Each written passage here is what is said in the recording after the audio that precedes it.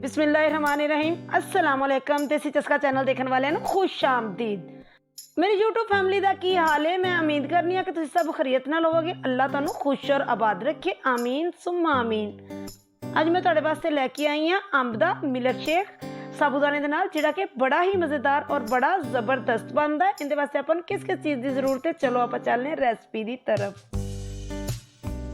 आधा किलो अंब, आधा किलो ताज़ा फ्रेश दूध,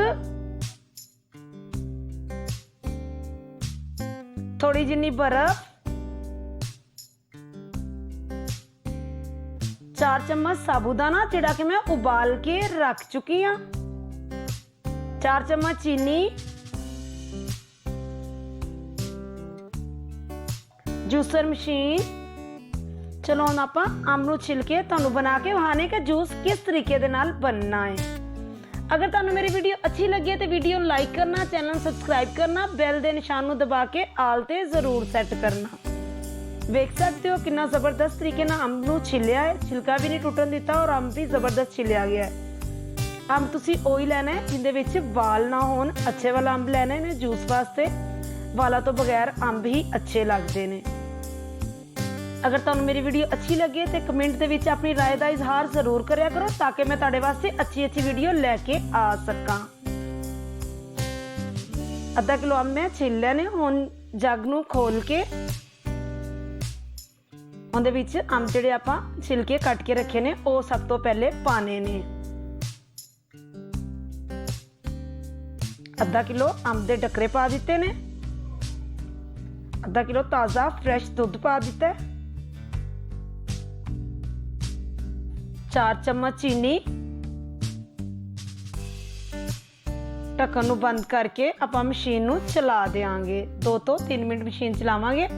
वेख सकते हो कितना अच्छा और कितना जबरदस्त लग रहा है। यकीन जानो जूस सेहत वास्ते भी इन्ना अच्छा है। वैसे भी अंब नूं कहंदे ने कि फलों का सरदार है।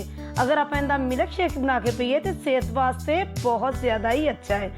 तो दूसरी चीज़ अगर आप साबूदाना इहदे च पा देंगे तो होर भी ज़्यादा सेहत वास्ते अच्छा होएगा और मैदे वास्ते भी बहुत अच्छा होएगा। बर्फ पा दी है विच, तकरीबन 1 तो 2 मिनट चलावांगे। देखो माशाल्लाह कितना खूबसूरत लग रहा है, बिल्कुल क्रीमी लग रहा है। साबूदाना जिहड़ा कि मैं उबाल के रखिया सी इनू पा दिता। मशीन नूं तुसीं ज़्यादा देर नहीं चलाना, कम सो कम भी जिहड़ा तुसीं आधा मिनट चलाना है, इस तो ज़्यादा मशीन नहीं चलानी। देखो खूबसूरत किने लग रहे हैं, विच साबूदाने दे दाने वैसे ही नज़र आ रहे हैं। मशीन नूं बंद कर दिता है।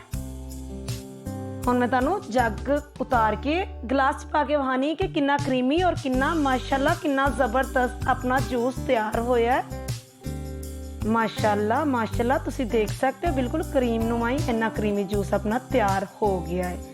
फिर मिलांगे एक नई वीडियो दे नाल। बाय बाय, अल्लाह हाफिज।